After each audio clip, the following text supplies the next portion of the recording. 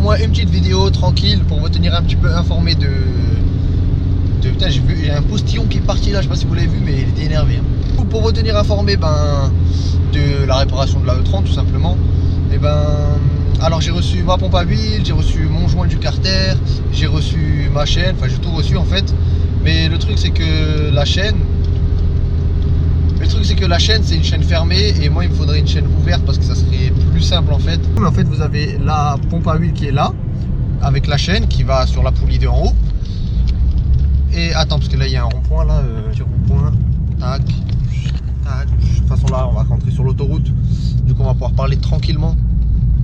Allez, pardon, merci. Tac, ah oui aussi 316i, tu vois, il va falloir, avec un camion en plus devant, va falloir pousser le 316i pour se lancer sur l'autoroute.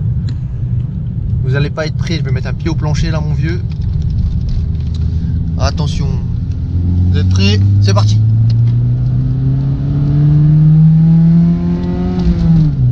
Oh là là, Ferrari mon vieux.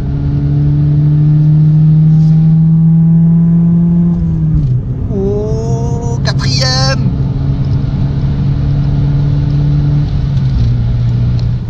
Voilà, c'est bon, on peut parler tranquillement, nous sommes bien lancés sur l'autoroute. Je vous disais que j'ai eu toutes mes pièces pour faire le 30 tout simplement.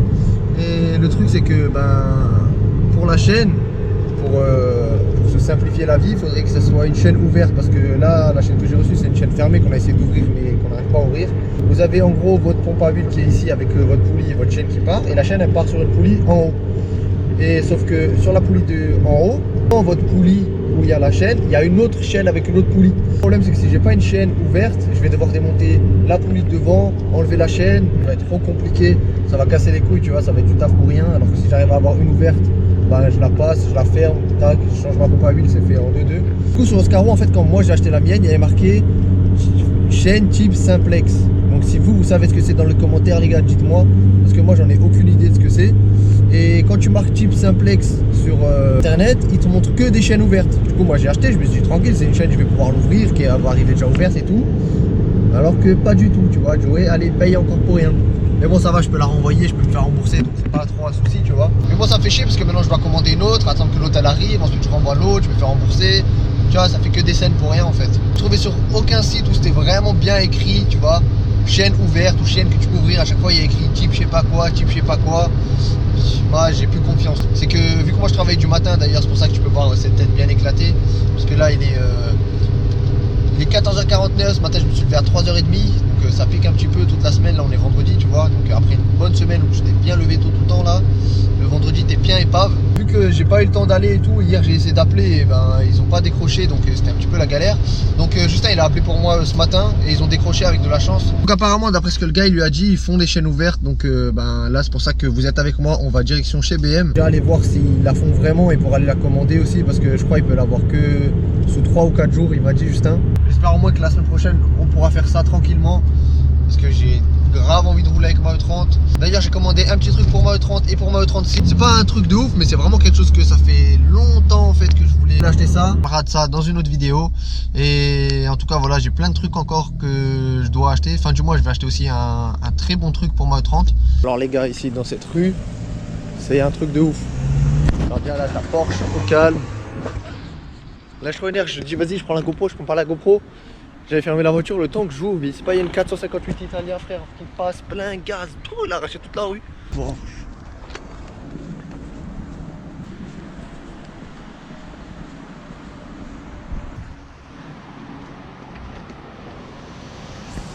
Ça c'est fait, c'est commandé. Ah la petite E36. Tout commandé, nickel. Donc comme tu peux voir, payer mon vieux. Ça veut dire on a encore lâché de l'argent. Moi ça va, c'est pas une grosse somme, mais quand même ça fait mal, 39 € juste pour une chaîne. Alors que l'autre que j'avais acheté sur Oscaro, je l'ai payé 16 € je crois, ouais, un truc comme ça. Je crois que c'était 16 balles, mais bon, vu que je peux pas l'ouvrir, ça me sert à rien. Un jour mon vieux, t'inquiète même pas. Un jour j'aurai ma Porsche aussi. Un jour ma E30 roulera aussi bien comme il faut. Donc voilà les gars, je suis enfin à la maison, donc je vais enfin pouvoir vous expliquer 2-3 petits trucs sur sur les ponts, enfin différentiels, parce qu'il y a les puristes qui vont arriver qui me disent ouais c'est pas un pont, j'espère en pont. Donc je vais vous partager les différents trucs que je connais sur les ponts. Parce que voilà, ma chaîne avant tout c'est une chaîne de partage, donc dès que je fais quelque chose, j'essaie de partager un max, ça peut aider certaines personnes. Et quand certaines personnes ils m'envoient des messages privés sur Insta ou sur Facebook et qui me disent ah grâce à ta vidéo j'ai réussi à faire ci, j'ai réussi à faire ça, je savais pas faire ça. C'est surtout ça en fait que j'ai envie de faire dans ma chaîne, même si mon projet principal de ma chaîne c'est vraiment d'aller sur circuit avec ma E30 et tout, mais c'est aussi le partage. Ou même quand c'est pas pour le E30, quand c'est pour autre chose, ben je prends juste l'exemple de la moquette parce que encore hier j'ai eu un message d'un gars qui m'a dit qu'il l'a fait dans sa voiture et que ça rend nickel, qu'il est grave content tu vois, et qu'il voulait acheter une moquette de base mais qu'il n'avait pas envie d'en acheter une. Donc voilà, bref, c'est des petits trucs comme ça fait plaisir. Et là j'espère que ça pourra encore aider certains d'entre vous. Donc vous avez les ponts en 188 comme celui-là. Donc certains ils vont les appeler gros carter, d'autres ils appellent ça moyen carter. Donc voilà, c'est des comme ça. Et ensuite, vous avez les ponts en 166 qu'on appelle petit carter. Donc ils sont comme celui-là là. Et comme celui-là, c'est les mêmes. Les deux, c'est des petits carters. Merci voisin qui fait des levées devant chez moi à chaque fois qu'il passe. Là, tu vas me dire, ouais, c'est bien beau Joey, tu nous dis qu'il y a deux types de ponts, et on veut savoir la différence. Ne t'inquiète pas, je vais te donner 2-3 petits conseils, et grâce à ces 2-3 petits conseils, tu vas pouvoir réussir à différencier les deux types de ponts. Après, peut-être qu'il y a encore d'autres façons de les différencier. Donc, encore une fois, avis aux gens qui s'y connaissent plus que moi. Vous pouvez aller dans les commentaires et nous aider, comme ça, moi, je me coucherai encore moins con ce soir. Alors, on va commencer par le 188. Donc 188 déjà, je sais pas si vous arriverez à voir. Donc le 166 il est là, 188 il est là. Donc à la caméra je sais pas si ça se voit, mais le 188 il est plus gros que le 166. Et donc ensuite, deuxième façon de les différencier, tu vas porter celui-là, tu vas porter celui-là, tu vas vite voir la différence, t'inquiète pas. Ensuite, tu peux les différencier aussi et grâce à la partie arrière de ton pont, donc grâce à ton carter. Simplement les deux vis pour purger et remplir. Donc sur le 188, bah, celle pour remplir elle est là, et celle pour purger elle se trouve juste en bas, ils sont alignés. Alors que sur le 166, tu as celle pour remplir qui se trouve au milieu et celle pour purger qui se trouve en bas à droite. Donc je te montre sur le deuxième, c'est exactement pareil, qui est aussi en 166. Donc celle pour remplir elle est là et celle pour purger en bas à droite. Donc voilà, ensuite dernière technique que je connais pour les différencier, bah, tout simplement le nombre de vis que tu as sur ton carter. Donc sur les 188 tu en as 8. Donc 1, 2, 3, 4, les deux en bas, 5, 6, 7 et 8. Alors que sur les 166, t'en as que 6. Donc la première elle est là, deuxième, troisième, quatrième, cinquième et sixième. Voilà, c'est pas compliqué à retenir. 188, 8 vis, 166, c'est vis. Voilà.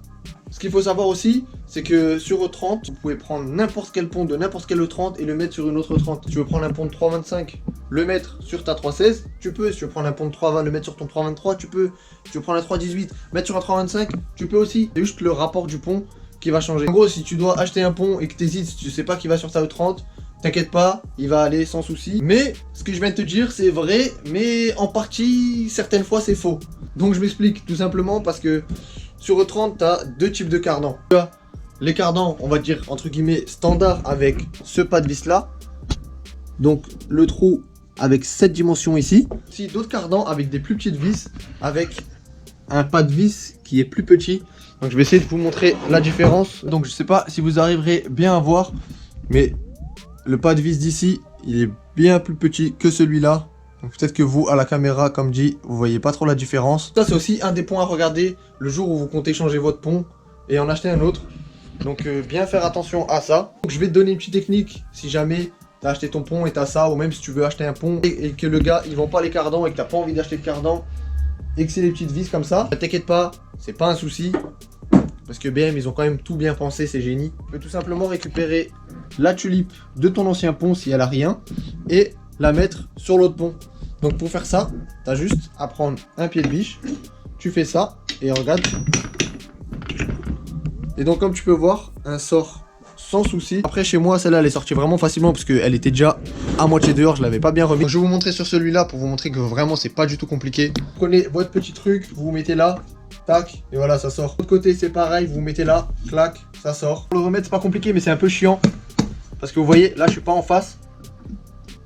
Alors que... Tac, il faut juste mettre les dents en face des autres dents. Et ça rentre et ça sort sans souci. Et après, Vous voyez, à la main, vous pouvez y aller, vous pouvez... À la main, ça sortira jamais. C'est vraiment que si vous forcez quand même avec un pied comme ça. On a l'impression que c'est vraiment facile comme ça quand je le fais avec ça. Mais je vous assure qu'à la main, c'est pas facile du tout. Vous n'arriverez pas à le sortir, je pense pas en tout cas. Tulipe, il n'y a pas de souci. Vous pouvez prendre cette tulipe là, la mettre ici, il n'y a aucun souci. D'ailleurs, moi, c'est ce qu'on avait fait, je crois, sur ce pont là. Je vais vous montrer une petite technique que j'ai appris d'ailleurs il n'y a pas longtemps. C'est Ludo d'ailleurs qui me l'avait montré.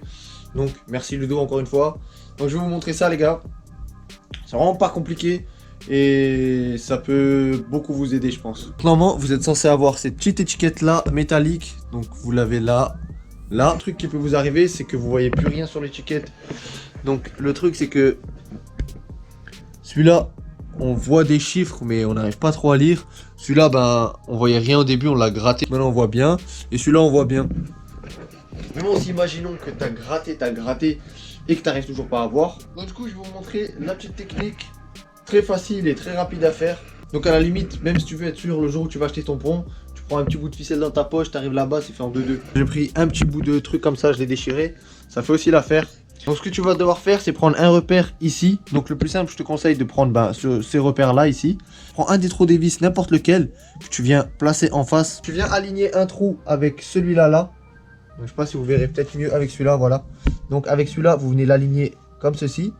Tac. Ensuite, vous pouvez passer votre ficelle ici et ici. Donc en gros, celui-là, vous n'allez plus le toucher. Vous le mettez bien au milieu. Retournez celui-là. Et celui-là, il faut qu'il fasse un tour complet, qu'il revienne ici. Et le nombre de tours que vous aurez fait ici, ça va vous donner votre rapport. Donc je t'avoue que dit comme ça veut rien dire. Donc je vais le faire et je vais t'expliquer en même temps. Ce sera beaucoup plus simple, tu vas voir. Donc dès que je tourne celui-là, bah, tu vois que celui-là, il avance aussi. Donc tu vas voir que là, j'ai fait un tour. Donc j'ai fait un tour. Celui-là, il se trouve là. Donc en gros, si j'avais fait un tour et que celui-là, il était là, ça veut dire que mon rapport, ça serait de 1. Donc ça serait vraiment un rapport hyper long de ouf. Tu tirerais ta première jusqu'à 230 normal. On tourne encore une fois celui-là. Tu retournes. Tac. T'es de nouveau là à 2. Donc ton rapport de pont, ben, c'est pas un 2 quelque chose. Parce que c'est là. Tu le retournes encore une fois parce que tu veux qu'il fasse un tour complet. On a fait 3 tours ici. Donc ça correspond au rapport 3. Donc on est bientôt arrivé de nouveau à un tour complet ici. Un tour ici, ça correspond à votre premier chiffre de rapport. Donc nous c'est le 3, on a fait 3 tours. Donc ça correspond. Et en gros pour faire le virgule 25, c'est ce petit bout qui nous manque. Donc du coup on regarde ici. Et là on va tourner 25% de celui-là pour arriver pile ici. Donc c'est bien un 3,25. Au cas où si ça peut aider certains d'entre vous. C'est dommage parce que j'avais un pont 4,27 avant. Mais vu que le mien l'a cassé, on a mis le 4,27 sur ma E30. S'il était dehors, j'aurais pu bien vous expliquer. Vous aurez bien vu la différence pour ceux qui n'ont pas encore trop compris comment ça marche. En plus là, même si je vous montre à chaque fois un autre, ils ont des rapports quasiment similaires. Donc c'est un petit peu plus compliqué. Mais en gros, pour vous donner un exemple, si celui-là c'était un 4,27, ben j'aurais dû faire 4 tours ici pour que celui-là il revienne là. Et donc après il sera arrêté à peu près ici. Et les 27%, le reste, ça aurait été là. C'est comme ça en gros que vous arriverez à savoir si c'est un 4,27, un 3,45, un 3,15, un 3,25, un 4,22 000. Donc voilà, j'espère que j'ai été assez clair, que malgré ma fatigue on a réussi à me comprendre un petit peu. Et qu'au moins avec les images vous avez réussi à comprendre, c'est déjà ça. Donc j'espère en tout cas que la vidéo vous aura plu. Encore une fois, je suis pas un pro des ponts, je vous ai juste montré vite fait quelques petits trucs que je connais et que je voulais partager avec vous. Sur ce, je vous souhaite un bon dimanche, passez une bonne journée et on se retrouve la semaine prochaine avec une nouvelle vidéo.